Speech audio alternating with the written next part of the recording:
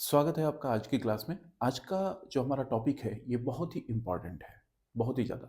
इतिहास को एक तरह से उसके क्वेश्चन सॉल्व करने के लिए तो इम्पोर्टेंट है ही, बाकी इतिहास की समझ के लिए भी बहुत ही ज़्यादा इम्पोर्टेंट है। इसमें से बहुत सारे क्वेश्चंस पूछे भी जाते हैं और नहीं पूछे जाते हैं तो भी, हालांकि ऐसा कभी नहीं होता कि इससे क्वेश्चंस ना हो, लेकिन नहीं पूछे जाते हैं तो भी एक समझ बनाने के लिए कि आखिर में अंग्रेज किस तरीके से इस क्रांति में क्या हुआ अंग्रेजों के साथ, भारतीयों के साथ क्या हुआ, भारतीयों ने क्यों क्रांति की। तो इसको समझने के पॉइंट ऑफ व्यू से ये जो लेक्चर है बहुत ही ज़्यादा इंपॉर्टेंट होने वाला है, क्योंकि इस पूरे टॉपिक को एक वीडियो में कवर कर पाना मतलब बहुत ही चैलेंजिंग टास्क होता है। या तो वीडियो बहुत लंबा हो, मतलब 2 घंटे 3 घंटे इस तरीके का वीडियो हो तब तो ठीक है। अदरवाइज जैसे हम लोग इसको छोटे छोटे वीडियोज में बनाएंगे तो कोशिश करेंगे कि 2 वीडियो में इसको कवर कर ले। तो देखते हैं 1857 की क्रांति, इसको हम लोग 3 पार्ट में इस तरह से समझेंगे।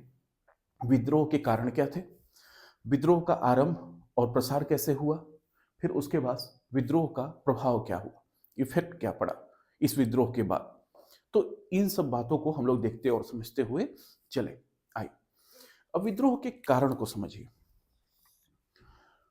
कारण की बात इसलिए है कि लोग सोचते हैं कि 1857 की क्रांति अचानक ही हो गई।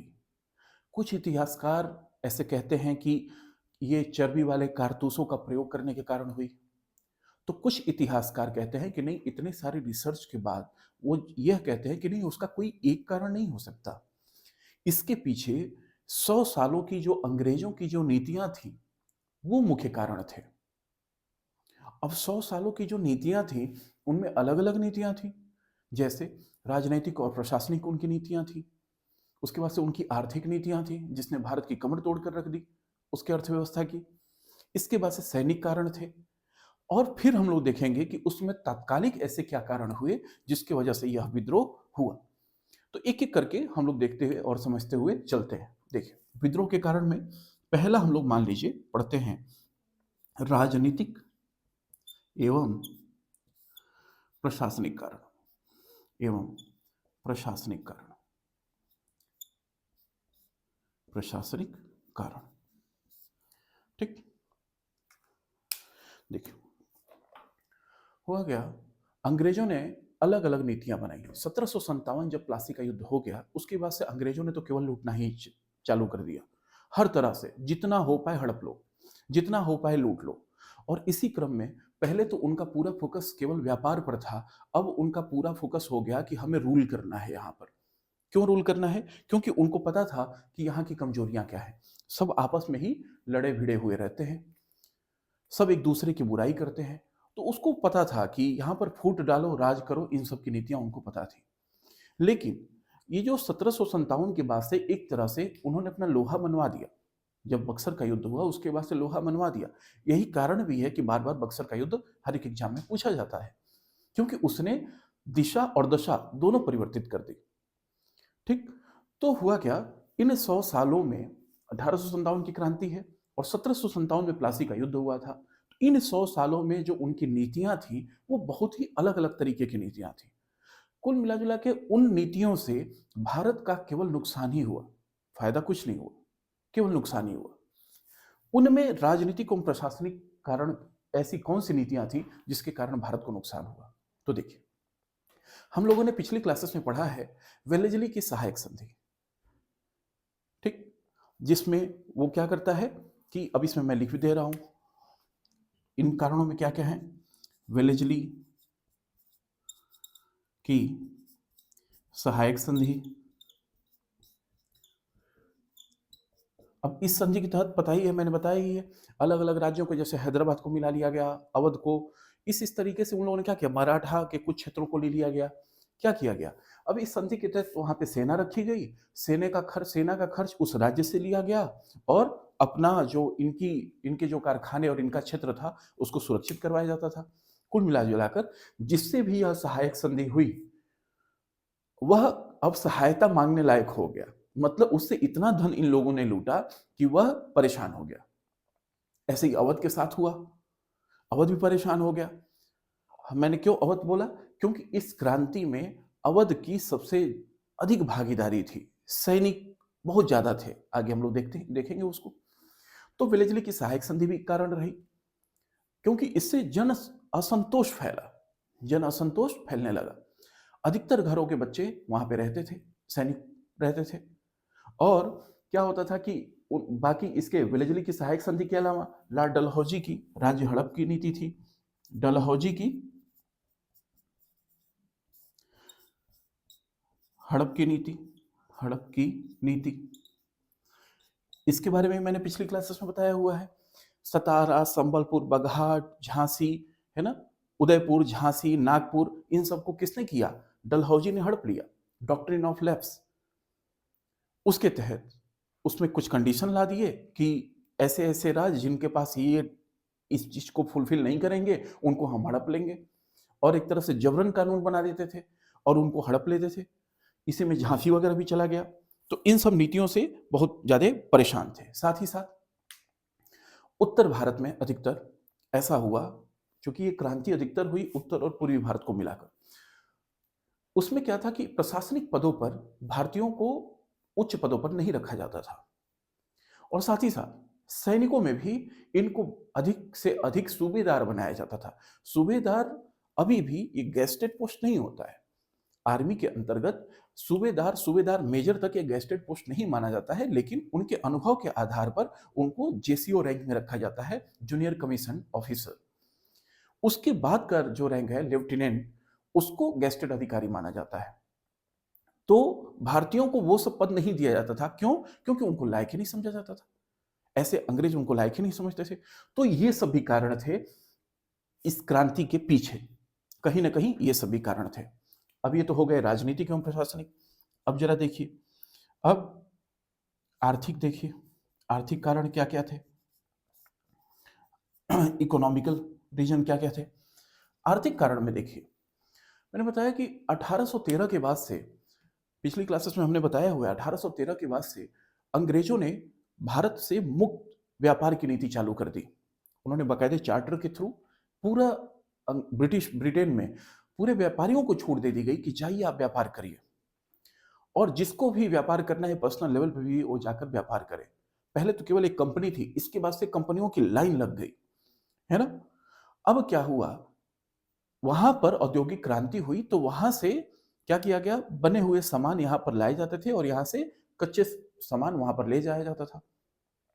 अब यहां का बाजार ब्रिटेन के सामानों से पूरा पट गया, और यहाँ के जो भी हस्तशिल्प उद्योग थे, हथकरघा उद्योग थे, है ना, वो सब पूरी तरह से तबाह हो गए। जो छोटे मोटे लघु कुटीर उद्योग थे वह तबाह हो गए, क्योंकि वो उनका मुकाबला नहीं कर पाते थे जो मशीनों से निर्मित वस्तुएं आती थी। तो जाहिर सी बात है, कोई अच्छे फिनिश्ड सामान को लेगा, देखते हुए कि कितनी अच्छी अट्रैक्टिव उसकी पैकेजिंग है, उसको सामान कितना अच्छा है। वो मशीनों से निर्मित सामान हुआ करते थे, तो ज़्यादा अच्छे होते थे। तो लोगों ने क्या किया, उसको ले लिया। तो यहाँ के जो हस्तशिल्प उद्योग के जो व्यापारी थे, उनका व्यापार नष्ट हो गया। राजवाड़े नष्ट हो गए। राजवाड़े जब इन लोगों ने पूरी तरह से हड़प लिया, तो वो लोग क्या करते थे, इन लोगों को सह देते थे, उन लोग को एक तरह से प्रश्रय देते थे। अब उनके जो राजघरानों के देख रेख में जो कल कारखाने चलते थे वो भी बंद हो गए, उसका भी ह्रास हुआ। उसके साथ ही साथ भू राजस्व की नीति, हमने 3 नीतियां आप लोगों को बताई हैं, ठीक। हमने अस्थाई बंदोबस्त की नीति बताई, रैयतवाड़ी व्यवस्था बताया, महलवाड़ी व्यवस्था बताया। इन तीनों भू राजस्व व्यवस्था के कारण भारत के हर एक भाग से किसानों की दुर्दशा ही हुई। एक तरह से इजारा व्यवस्था लागू किया गया। इजारा व्यवस्था, इजारा व्यवस्था क्या था इस व्यवस्था में भाई? जैसे मान लीजिए एक ये भूमि है, इस भूमि की बोली लगती थी कि कौन ज्यादा से ज्यादा हमें लाकर इससे भू राजस्व की राशि देगा। अब उसमें ठेकेदार आते थे, उनको फिर, अब मान लीजिए कि जिसको वो बोली लगाते थे, अब जो ठेकेदार वो उस भूमि को ले लिया, अब वो उसके ऊपर है, चाहे वो जितना अधिक वसूले। मान लीजिए यदि उसको यहां से 50 लाख रुपया अंग्रेजों ने तय किया कि इसका हमें चाहिए इजारा व्यवस्था के तहत, तो कहते थे कि अब जो अधिक बोली लगाता था उसको दे दिया जाता था। वहीं से टेंडर सिस्टम चालू हुआ। आप इसे समझिए। अब ये लोग क्या किए, 50 लाख तो दे देते थे, लेकिन अब उससे अधिक वसूलेंगे तभी तो देंगे। अब क्या होता था, इससे ज्यादा से ज्यादा किसकी सबको सबसे ज्यादा परेशानी इससे किसको हुई? किसानों को हुई। भले ही भूम जो बड़े वर्ग थे, जो उस समय के, जैसे मान लीजिए कि जो पूरे भूमि का मालिक होता था, है ना, जमींदार हो गया या एक गांव का जो हेड हो गया उस समय, भूमिहार, तो ये लोग क्या होते थे, ये लोग भी परेशान होने लगे उस समय। फिर एब्सेंट वो जमींदारी की व्यवस्था आ गई। भाई अगर कोई समय से पहले सनसेट लॉ ला दिया गया, किसी निश्चित तिथि को अगर सूर्य ढलने से पहले अगर कोई जमींदार अपना जो मालगुजारी नहीं देता है तो उसका गांव उसके गांव को नीलाम कर दिया जाएगा, उससे जमींदारी छीन ली जाएगी। वो लोग भी नाराज थे। किसानों की दुर्दशा तो हुई ही। तो इन सब के कारण भू राजस्व व्यवस्था के चौपट होने के मतलब ज्यादा से ज्यादा लगने के कारण और हस्तशिल्प उद्योग के पतन होने के कारण यहाँ के भारत की अर्थव्यवस्था अपने आप बहुत ज्यादा खराब हो गई थी। ये भी इसका कारण था। अब गुस्सा एक ही दिन में तो निकलेगा नहीं, धीरे धीरे निकलेगा। और सामाजिक और धार्मिक कारण देखिए, सामाजिक और धार्मिक कारण।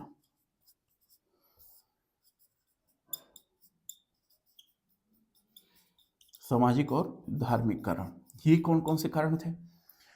हमने पिछली क्लास में बताया था आप लोगों को कि बहुत सारे 19वीं सदी में बहुत ही ज्यादा समाज सुधार आंदोलन के प्रति लोग जागृत हो गए और बड़े बड़े स्तर पर समाज सुधार आंदोलन को चलाया गया, जिसमें राजा राम मोहन राय या अन्य जो भी थे वो लोग भी। उनके अलावा जैसे मान लीजिए सती प्रथा को अगर अंग्रेजों ने समाप्त किया बेंटी के टाइम में 1829 में, तो उस समय उसके विरोध में भी भारतीय थे। कहते थे कि ये कौन होते हैं बताने वाले, हम अपने हिसाब से खत्म करेंगे।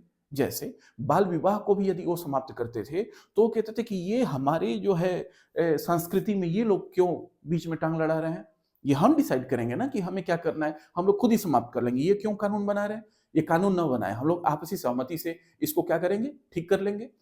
तो एक तो वो तबका नाराज हो गया। दूसरा दूसरा कौन सा तबका नाराज हुआ? एक उस समय 1850 में एक डलहौजी ने एक नीति लाया था।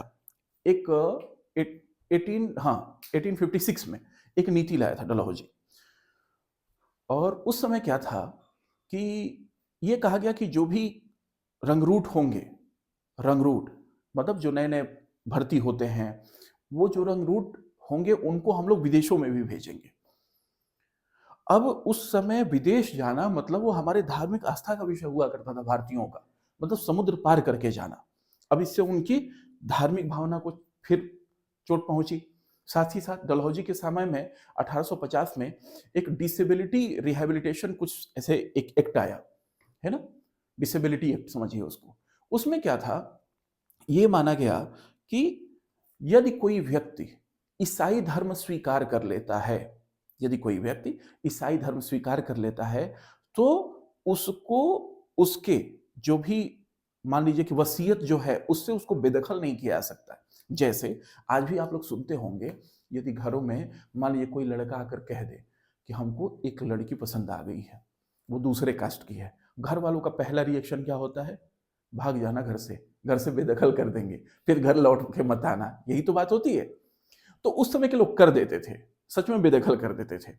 अब मान लीजिए कि कोई क्रिश्चियन कोई गोरी पसंद आ गई लड़की, अब ये जाके अपने घर पे बता रहे हैं कि नहीं वो थोड़ा अच्छी है, ज्यादा अच्छी, हम भी पढ़ लिख गए, इंग्लिश बोल रहे हैं और हम चाहते हैं ऐसे किसी को शादी करनी या किसी से भी। अब उसके लिए वो क्रिश्चियनिटी इनको अपनाना पड़ता था। अब घर वाले बेदखल कर दिए। अब जब बेदखल हो गए अब क्या करें? तो इसी बात को ध्यान में रखते हुए अंग्रेजों ने क्या किया कि ये एक्ट बना दिया, ठीक है, डिसेबिलिटी एक्ट एक तरह से। अब उसमें यह था कि यदि कोई व्यक्ति किसी किसी भी क्रिश्चियन अगर लड़की से शादी करता है या इस तरीके से कोई शादी कर लेता है तो उसकी पैतृक संपत्ति या उसको वसीयत से बेदखल नहीं किया जा सकता है।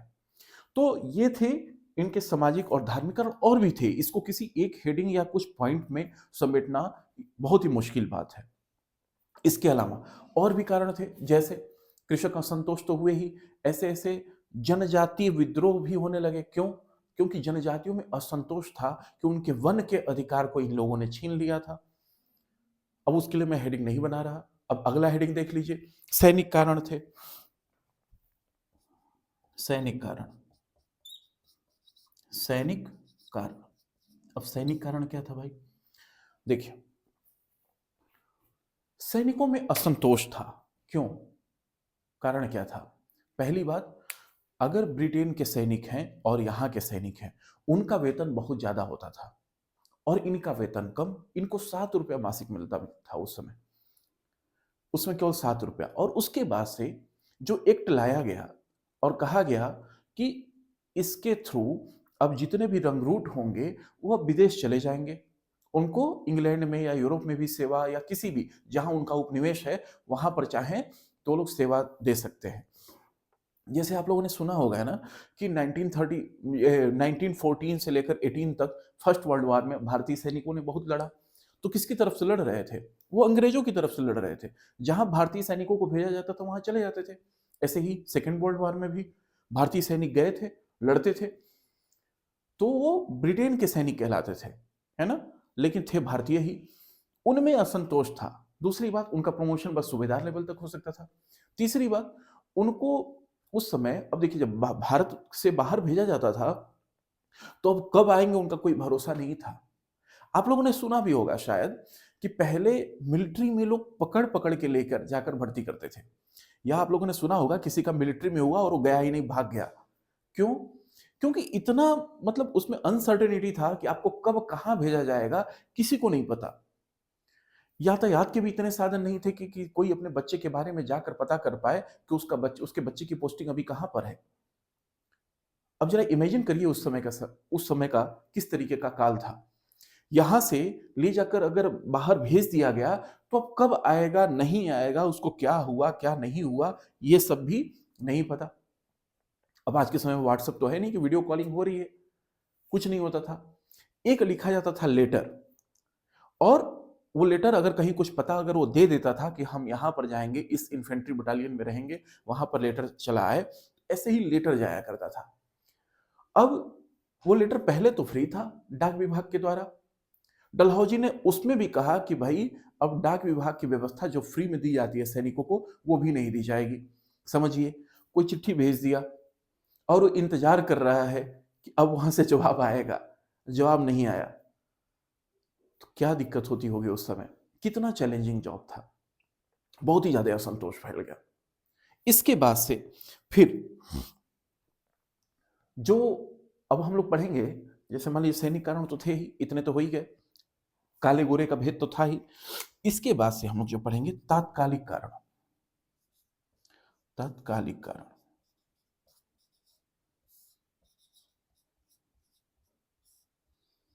तात्कालिक कारण।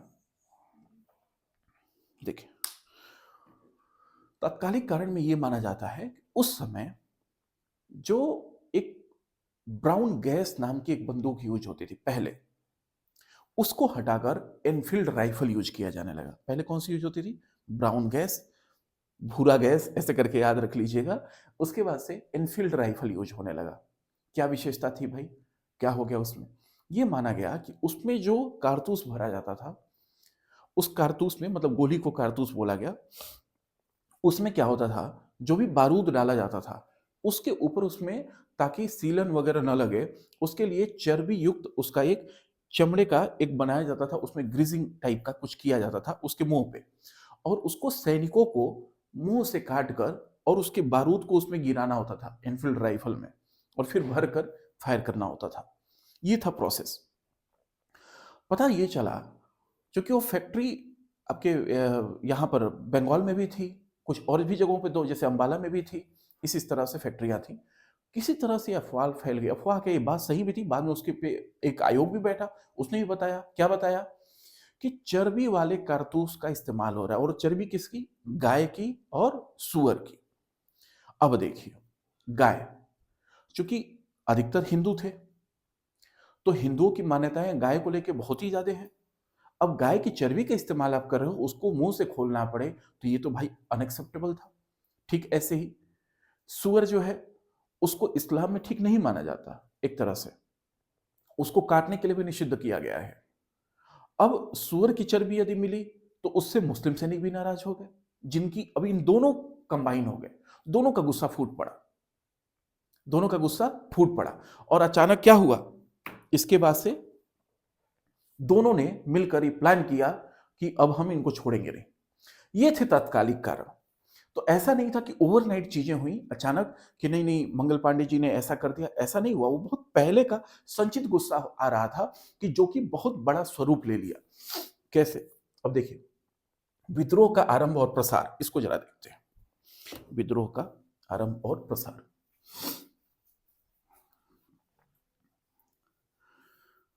जब यह बात पता चली जनवरी जनवरी 1857 में पहली बार यह बात पता चली कि इसमें गाय और सुअर की चर्बी मिलाई जा रही है। उस समय बैरकपुर छावनी में मंगल पांडे जी थे। मंगल पांडे जी थे। अब उनको जब ये बात पता चली कि इसमें गाय की चर्बी मिलाई गई है तो उन्होंने कहा कि भाग भाड़ में जाओ तुम लोग, हम लोग इसको क्या करेंगे, यूज ही नहीं करेंगे, हम लोग इसको यूज नहीं करेंगे। अब आर्मी में कोई रहकर और इस तरीके से किसी की आज्ञा का, मतलब किसी ने अगर आदेश दिया है उसकी अवहेलना कर दिया, मतलब ये नहीं माना, ये अपने आप में एक बहुत बड़ा क्राइम होता था। अब उन लोगों ने क्या किया, मंगल पांडे को अब इसे पकड़ने आए। मंगल पांडे जी ने और उनके साथ एक ईश्वरी पांडे जी थे, इन्होंने मार दिया। ठीक, एक लेफ्टिनेंट बाग था और एक सार्जेंट था, है ना, ह्यूसन, उन दोनों को मार दिया। एक और घायल हो गया, दोनों मर गए। मरने के बाद से अब इनको तुरंत पकड़े। सोचिए 29 मार्च 1857 की घटना है। आरंभ कब हुआ? 29 ऑफ मार्च 1857। इस दिन मंगल पांडे जी ने क्या कर दिया, रिवोल्ट कर दिया और इन्होंने मार दिया लेफ्टिनेंट बाग को और ह्यूसन को।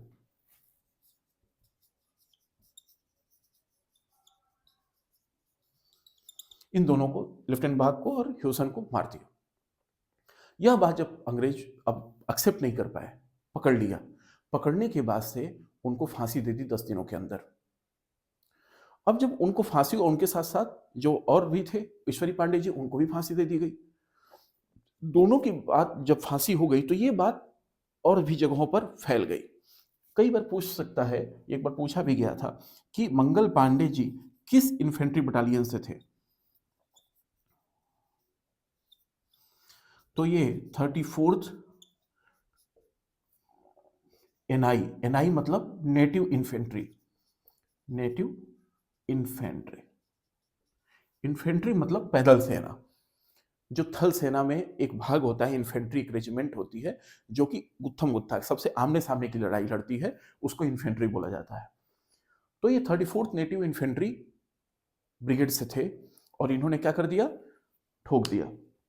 यह बात जब पता चली मेरठ में, मेरठ में जब यह बात पता चली तो वहां पर क्या हुआ कि 6 मई को एक बार फिर सैनिकों ने इसी बात को लेकर, क्योंकि वो अवध का क्षेत्र था और अवध को सैनिकों की पौधशाला कहा जाता था। लगभग 50,000 से ऊपर सैनिक उस समय में केवल अवध के थे, मतलब यूपी से थे। तो क्या हुआ कि उस समय के जो भी सैनिक थे मेरठ में, उन्होंने बगावत कर दी, कहा कि हम यूज नहीं करेंगे इन सब चीजों का। अब उस समय का जो वहां का कमांडिंग ऑफिसर था, उसने क्या किया, इन लोग की बंदूकें रखवा ली, क्योंकि उसको पता था कि वहां पर क्या हो चुका है, बैरकपुर में 2 लोग मारे जा चुके हैं। तो हो सकता उसने सोचा होगा कि अब मेरा नंबर ना हो, तो उसने भारतीय सैनिकों की बंदूकें वापस कर ली। अब ये सैनिक 9 मई को बाजार में घूम रहे थे। 9 मई 1857 की बात है ये।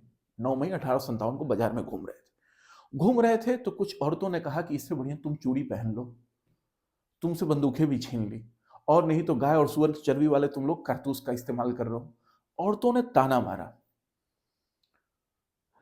अब उससे महाभारत हो गया एक ताने से, तो ये समझिए यहां पर भी महाभारत तो तय ही था, होना तो था ही कुछ न कुछ। अब क्या किए ये सैनिक, गए और फिर वहां पर कुछ लोगों को धो दिए, मार दिए। तो फिर वहां के कमांडिंग ऑफिसर ने क्या किया, 85 सैनिकों को कैद कर लिया। अब बाकी लोगों को ही बात पता चली, बाकी लोगों को भी बात पता चली। इसी में आर के मजूमदार साहब कहते हैं कि जो कारतूस वाली बात थी, यह चिनगारी जो थी, चिनगारी बनकर फैली। और जब यह जब फटा तो पूरे बारूद की तरह फटा और फैला और पूरे ब्रिटिश साम्राज्य की नींव को हिलाकर रख दिया। आर के मजूमदार साहब एक अच्छे, बहुत ही उम्दा एक हिस्टोरियन थे, उन्होंने ये बात कही।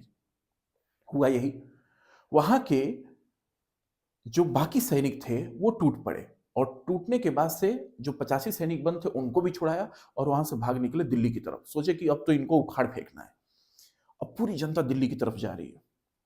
ठीक, पूरी जनता का इधर निकल गई, सैनिक साथ में और भी, जैसे अगली क्लासेस में हम लोग पढ़ेंगे, दिल्ली गए तो उसके बाद से, आज तो दिल्ली का भी पढ़ेंगे ही, इस बार जैसे रुहेलखंड, झांसी, ऐसे कानपुर, ऐसे विद्रोहों को भी अगली क्लास में हम लोग कवर कर देंगे। फिर विद्रोह का प्रभाव भी और देखेंगे, स्वरूप, ये सब कल देखेंगे अगली क्लास में। तो क्या हुआ, ये सब भाग कर, ये सब लोग कहाँ चले गए? दिल्ली। अब दिल्ली में गए, दिल्ली में कहाँ जाते, क्योंकि उनको समझ नहीं आ रहा था कि क्या करना है। देखिए, किसी भी आंदोलन को एक नेतृत्वकर्ता तो जरूर हो, उसका एक नेतृत्वकर्ता तो जरूर होना चाहिए, नहीं तो आंदोलन की दिशा और दशा दोनों बिगड़ जाती है। पता ही नहीं चलता कि हो क्या रहा है, क्या करना है, किसी को समझ नहीं आ रहा। आगे हम लोग देखेंगे, यही हुआ 1942 में, जब गांधी योधी जी लोगों को, सबको, जब क्विट इंडिया मूवमेंट चला, जब सबको बंद कर दिया गया, तो हम लोग आगे क्लास में पढ़ेंगे, देखेंगे उस समय क्या हुआ। ठीक, उस समय गांधी जी ने कहा कि आप लोग अपने नेतृत्वकर्ता स्वयं बनिए, और यहां पर अगर इनका कोई नेतृत्वकर्ता नहीं रहता तो ये लोग जाते कहां? ये लोग भाग कर गए, और इनके मन में था कहीं ना कहीं कि हम लोग भी अपना एक नेता चुने, और उस नेता को चुनने के क्रम में ये लोग चले गए लाल किला।